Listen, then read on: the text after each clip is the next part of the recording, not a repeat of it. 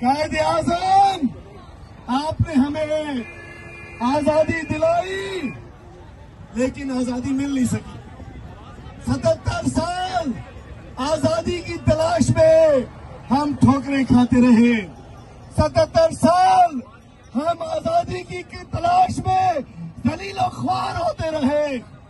अब जब एक गैरतमंद लीडर इमरान खान बाहर निकला, इमरान खान ने कौम को जगाया, इमरान खान ने एहसास दिलाया कि आप अभी तक गुलाम हो, आप अभी तक गुलाम हो, आपको आजादी नहीं मिली है, मुल्क में कब्जा किसी और का है।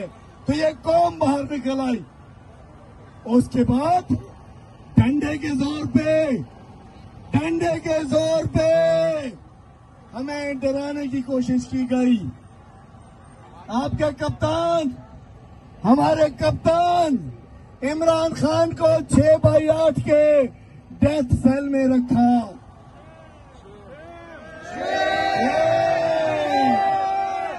लानत है ऐसे किरदारों पे जिन्होंने मेरे कप्तान को जेल में रखा हुआ है।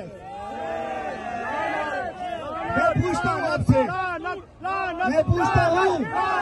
हमारे कप्तान इमरान खान ने कॉल की थी, हम कैसे ना बाहर निकलते।